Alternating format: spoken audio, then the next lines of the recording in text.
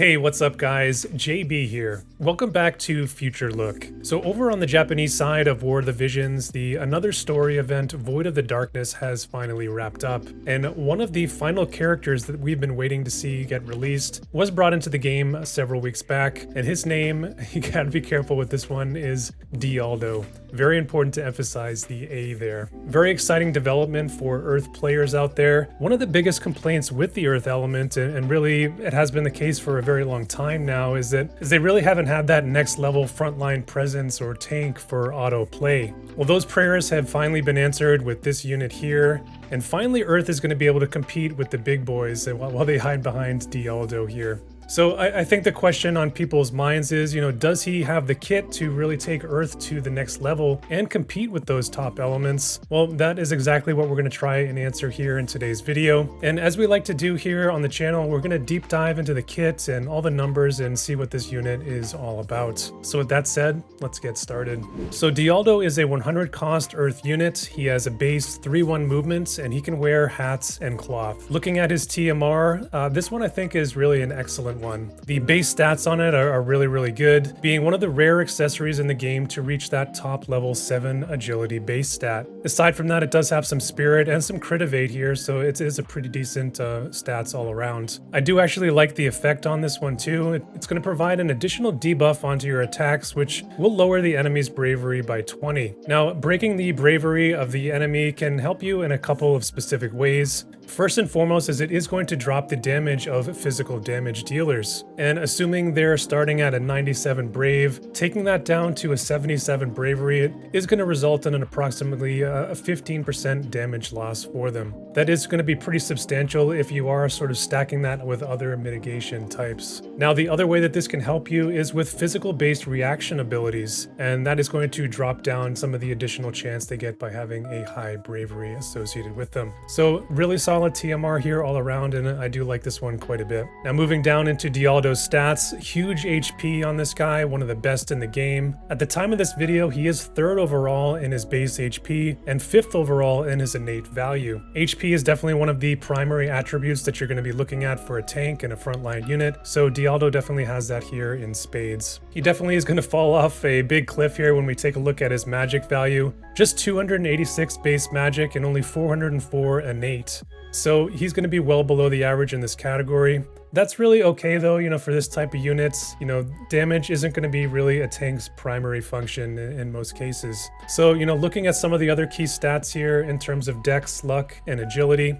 Dex is another one that's really not all that good for him. He's coming in well below the UR average, so that's definitely going to hurt him a little bit in his accuracy, but definitely much more in his crit potential. And you really won't be seeing very many crits come out at all from this unit. His base luck, it's really not horrible. It is actually above average in the base, coming in at 179. He doesn't get much help there on his board though, so he does have a 224 innate value, which is also well below average. Agility for Dialdo though is pretty decent. He comes up to a 66 innate value, which is decent enough. However, he doesn't have access to any agility based passives, so when you are factoring those in, he is going to be below average just a bit in his speed. Agility is actually a key factor for tanks because the slower you are, the easier it is for your opponent to lap you and then chain up on you in battle. Now the lower values here in his dex and luck, they are doing a big number on his accuracy total. He is coming in at just an innate 152 hit rate, which is the worst that I've seen in recent memory. Moving on over into the mastery ability here, pretty basic one, 20% HP, which I have factored into that total that we were just looking at. And then he does get 10 spirit penetration, which is actually generally rare for tanks to get any, base penetration values in their kits, so that certainly is welcome. Now moving down into the defenses, he is going to be starting with 8 defense and 6 spirit. Not the greatest starting total for a tank to have, but definitely nice to at least see something here, which, on many units recently, we really haven't been seeing all that much defense and spirit. Now, as has sort of been the trend for more recent unit, he is coming in with very nice starting resistances here, including 20 to both slash and magic, 15 to missile, and 10 to strike. So pretty well balanced overall there. He is carrying just 1 innate weakness here, and it is to that pierce damage, but it is coming in at just a -5, so definitely not too shabby overall, and something that you could cover very easily with gearing, vision cards, or espers. Now for ailments, he is going to be strong against both slow and immobilize. Those are decent enough, maybe not stuff that we see all that often, but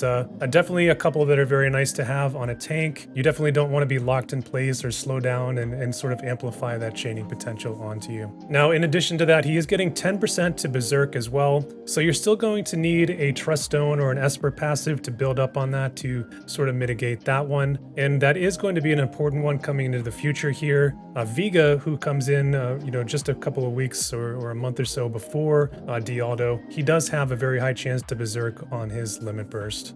Now, taking a quick look here at the Transcendence upgrades, again, pretty straightforward. The additional stats that are going to be available here are all standardized, based on the unit's role in the game. Dialdo is going to be a tank that does use magical scaled damage. A couple of notables here that he can, get access to in Reincarnation is that 3,300 potential HP and the above average crit evade there coming in at 20. Now, in terms of the mastery that he's going to get with Transcendence, well, he's going to get 10 area resist. That's always very nice to have. And then he is getting a flat magic damage increase here of 10%. So that will definitely help make up a bit, for that, subpar magic stat that we looked at there in the base stats. Now, in addition to that, he is getting an upgrade to his Job 25 ability, which will add a 20 AP removal to your target upon hit. So overall, not too bad here. I do actually like that addition to the Job 25 ability. Suffocating a unit's AP is definitely one of the best ways that you can do to sort of shut them down and sort of limit their damage potential, and definitely works even better against physical damage dealers who have a low starting AP pool. All right, so let's take a look at Dialdo's passives and counter abilities. Starting with the passives, the first one here, it's probably the best one. 12 defense and 5 initial hate, and then 15 single target resistance. Definitely an amazing tanking passive here, and obviously that 5 hate for autoplay, that is going to be essential for him to be a functional tank. Now, adding to that one for more of a general build, I would probably look at option 6 here to kind of balance out his starting mitigation. He is going to pick up some spirit and some magic resistance there, and depending on the map, you could look at option number 3 potentially for some additional movement and hit points. That will be, again, map and sort of speed dependent of your team. It definitely is always nice to get that additional separation from your team that 4 move could give you. But on the flip side, it could, potentially put your second buff cycle, into peril if you get into enemy range too quickly. So, again, something that you need to test out, depending on the situation. So aside from those ones, there are going to be some more situational choices here. It is nice that he does have an option for some enhanced lightning resistance here, though, if you were looking to counter a strong lightning team. For his counter abilities, he does have a couple of pretty decent ones here. The unique one from the new job, it's more or less going to be a capped sort of counter heal. It's going to have a 20% chance to proc, and it will restore a flat 20% of his hit points. So that one would definitely incentivize you to run some healing power on him, if you were going to use that one. But, he does actually have magical reflex here on top of that. So I think that can be, a super nice option for him, depending on the matchups that you're seeing there in the meta. All right, let's take a look at Dialdo's main kit here next, and let's start with his buffs. He has 2 self buffs here, which is good. Generally in auto, you don't want your tank, running to the team to buff up, the others. So self buffs is totally fine in this case. The first buff here, though, it's going to give him 12 active hate and then an 80% elemental chain reduction. So that is going to reduce greatly the additional modifiers that come on those elemental chain attacks. So that is pretty cool. It is something that we talked a little bit about a few weeks ago when we looked at Reagan. It is a big number here for Dialdo at that 80% value. I do, though, think that it sounds just a little bit more impactful than it actually ends up being. But I do think that it is especially nice to have, on a tank with sort of average agility numbers like Dialdo has. But, in terms of the actual impact of the mitigation, I don't have any firm numbers on that. Some folks that I've seen talking about it over on the JP side, they say somewhere, maybe in the 10 to 15% range, but that is situational, mitigation, depending if you're actually taking those chains. So it is something that I do need to sort of test and look at a little bit more, once we do have access to some of these units here on the global side. And we will be seeing that come in on Alphonse actually very soon. So I hope to have, a little bit firmer grasp of that mechanic here, in the coming weeks.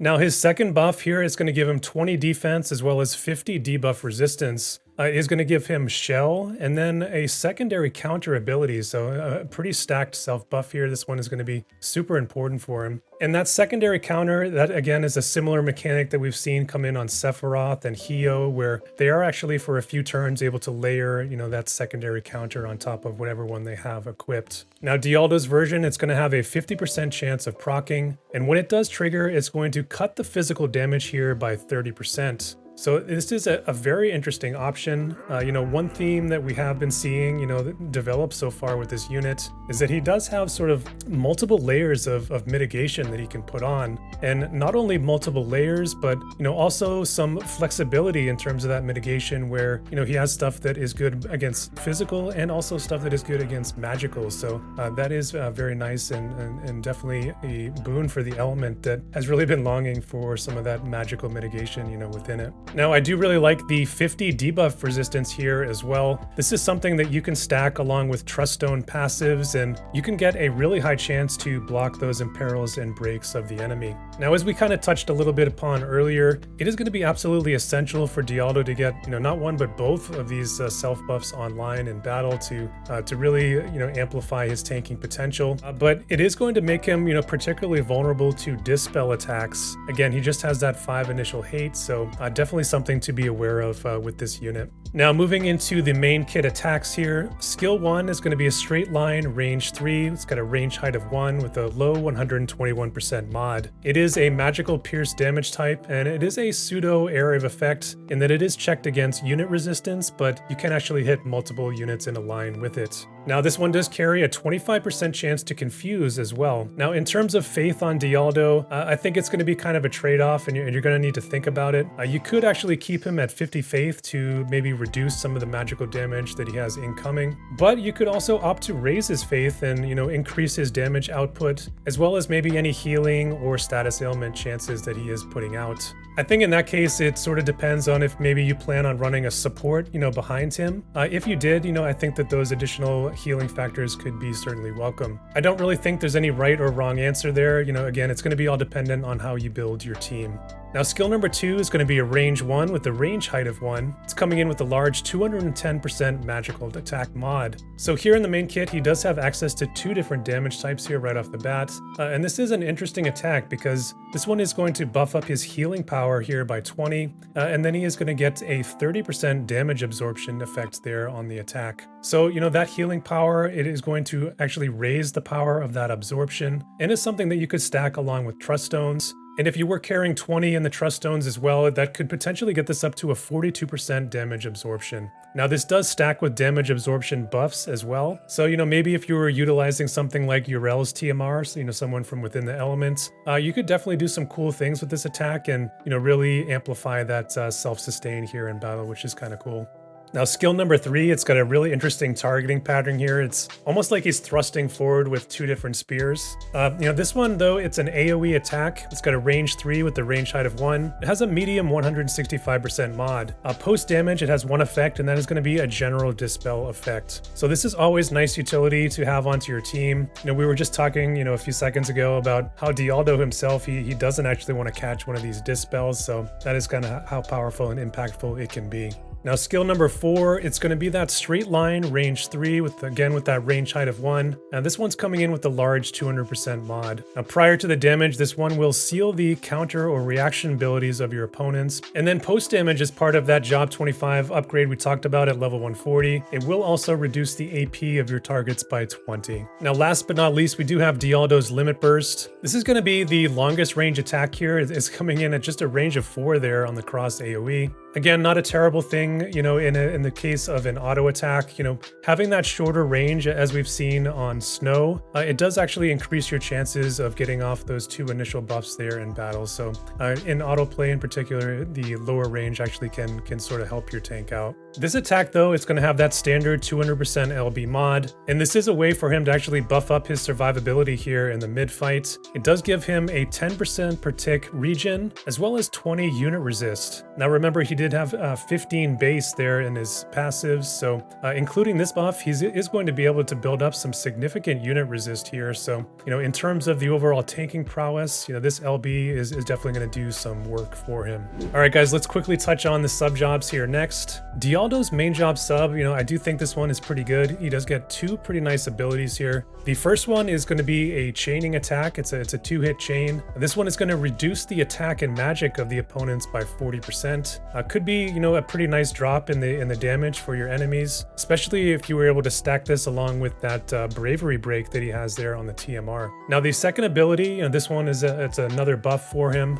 This one is it's a party buff this time. I think this one is going to be pretty niche, but I do actually really like it. This one is going to have an HP buff here of 20%, and going along with that, 25 earth and lightning resistance. Now, Earth already today does have vision card support for sort of countering both of these elements. They do have the vision card Secrets of the Heart, which does give the Earth resistance, as well as the Golem card, which does give lightning resistance. So using those cards, along with this buff, it could actually stack up very nicely and be a good way to counter either of those elements in battle. Now his two other sub jobs that he's going to be picking up here are going to be Kododama and Red Mage, so definitely going to lean a bit more into the magical attack side here for Dialdo. He does have some nice abilities that he can pick up from either of these jobs. From Kododama, he is going to have that nimble movement, which he could use to increase his mobility. I think the more interesting thing here, though, is going to be that anti-magic wall for that 50% magic barrier.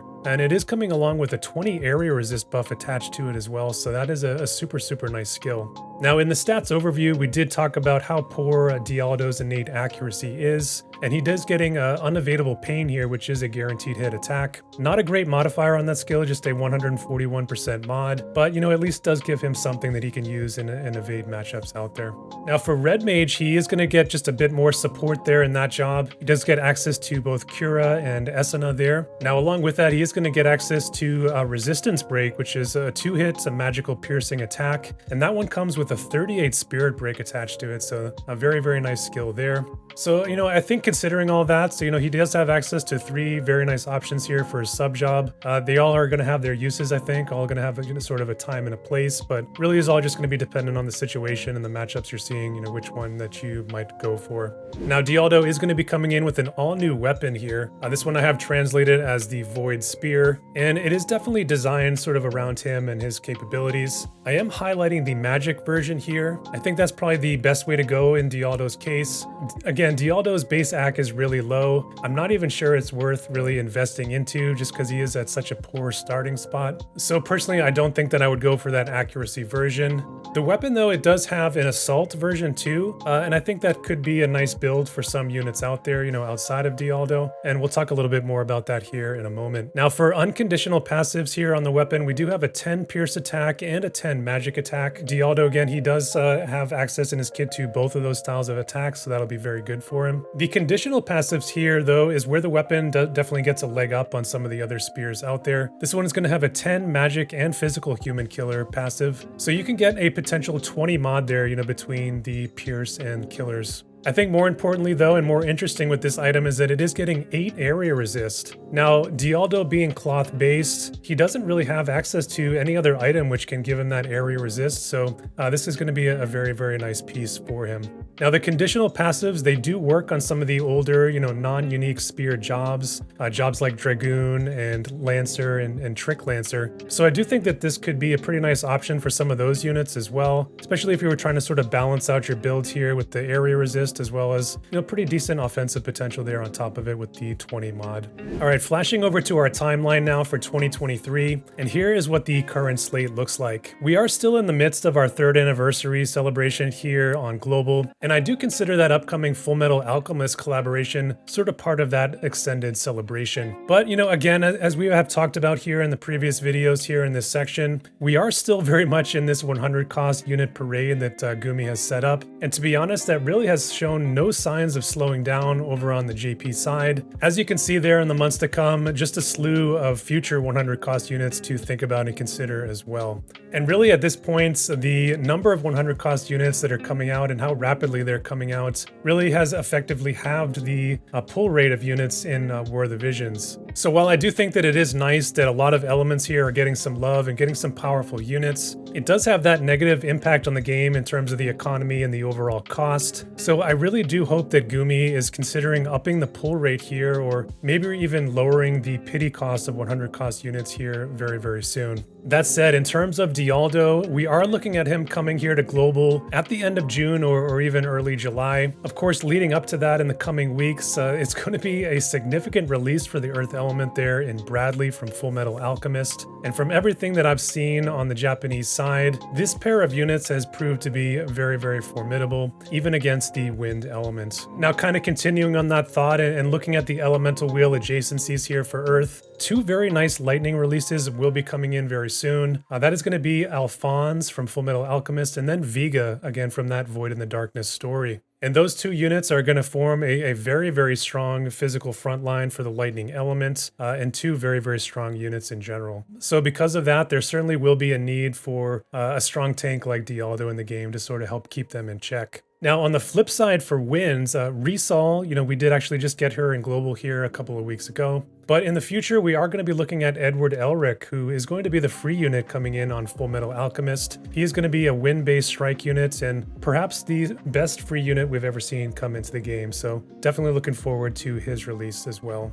Now, personally, I don't think that either of those two wind units are going to be particularly strong at taking down Dialdo. Out of those two, though, I definitely would say that Edward is much better suited for it. All right, guys, moving on. And here's going to be a mock build that I've put together for Dialdo. And this week, I had a couple of ideas in mind when putting together the build. First and foremost, I wanted to think about how I might set up and leverage Dialdo in a Guild Wars defense, and thinking about maybe potential wind units trying to hit me and take me down. I did want to add an ice unit in there for protection, and I will link them together using the Dark Golem dual element vision card that is going to be released just following Dialdo. Now on top of that, there have been a number of pierce-based job or weapon type vision cards released into the game. So I did think that it would be kind of fun to experiment with a pure pierce-based comp here, between these two elements, and sort of build on some of those hallmarks for the elements there with the pierce damage. So with that said, I am going to be pairing Dialdo with Oberon and Victora. Definitely a couple of older damage dealers here, but I think that both of them are still pretty decent, in the overall sense of the game, especially if you have transcended them up to level 140.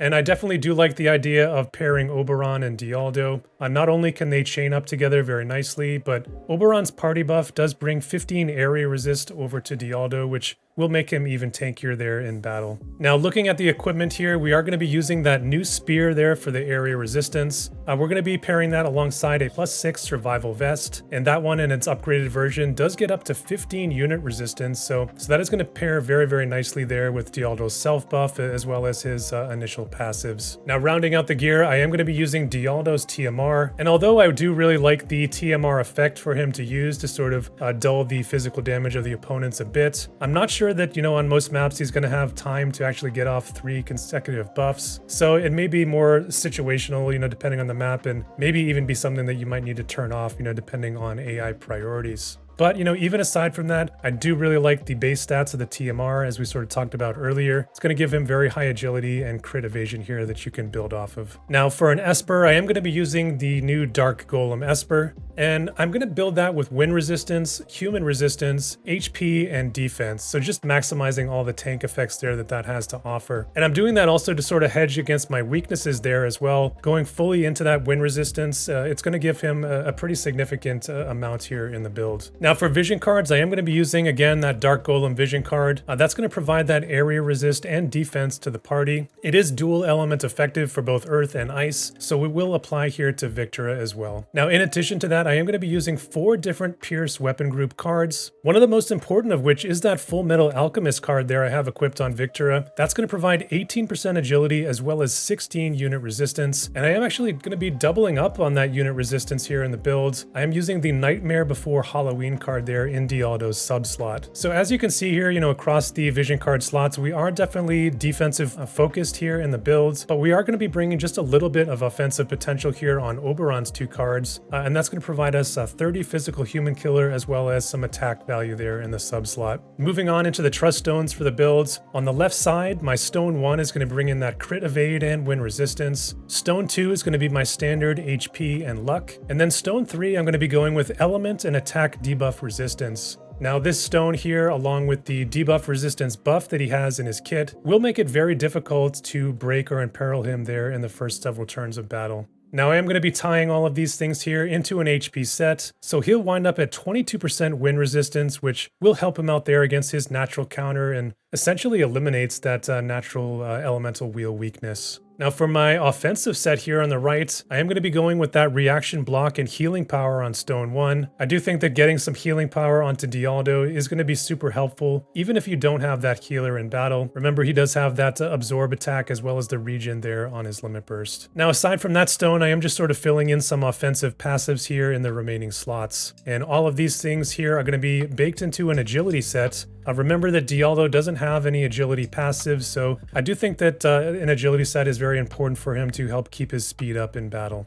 So that is going to be the build here, guys. As you can sort of see there in the stats, a pretty significant HP there. Again, the magic is definitely leaves a bit to be desired, but overall tankiness here, is pretty significant. You can see the area resist and unit resist there. Both very strong values, considering that there are going to be buffs here, which will even amplify those even a bit further. Now, I'm certainly aware that, these 2 damage dealers, they're definitely not the strongest out there, amongst their elements. But, I did try for some builds here, with some more recent units paired with Dialdo, units like Bradley, Reagan, and Howlett. I couldn't really get, quite a result I was happy with in sort of mixing the 2 elements there. I did have to resort to using a lot of older cards, which I wasn't super thrilled with. So I did end up settling on this sort of Pierce-based synergy team. I was able to leverage a lot of nice, newer cards with this, and I do think that it amplifies the overall power of this team, and I do think that it's a pretty decent team, all things considered. That said, if you were going for a mono element Earth builds, Bradley and Dialdo, as we talked about earlier, they're going to be gangbusters, so definitely some nice teams I think you could form around those 2 core units. But, in terms of this build, if you want to see some of the finer details, as always, I will be putting a link to this one in the description below, so definitely check it out.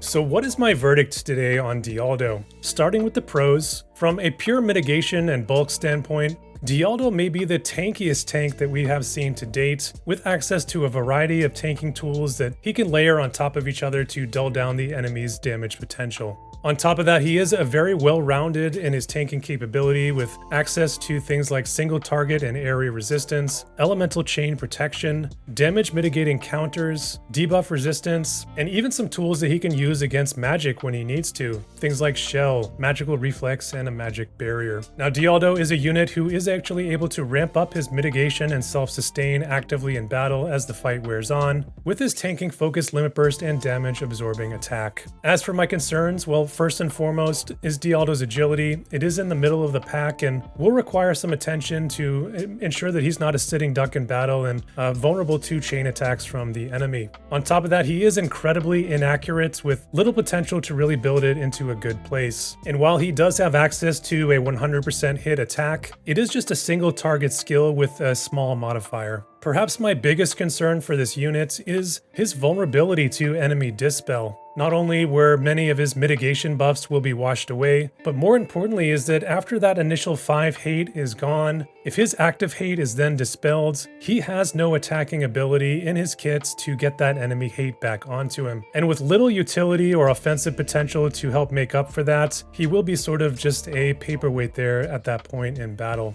Now, to be fair, that is exactly a problem that many class classical tanks have in War of the Visions, but it's definitely something to be aware of and consider with this unit, being the latest 100 cost version.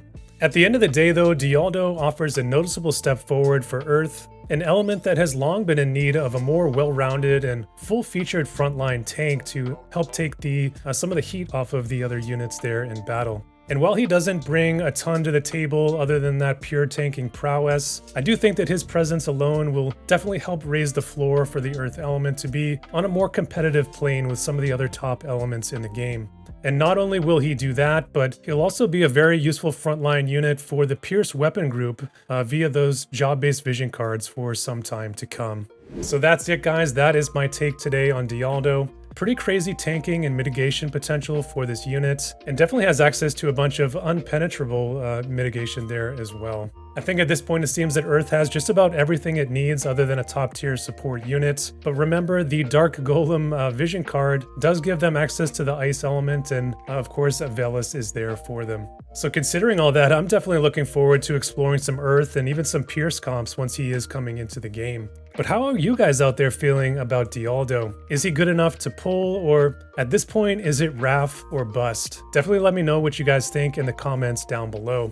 If you enjoyed the video today, hit that like button. It really helps me out with the YouTube algorithm. And if you like what I'm doing here on the channel, hit that subscribe button if you want to see more. And that's all that I have to say for today. So as always, stay safe out there, and I'll see you guys in the next one.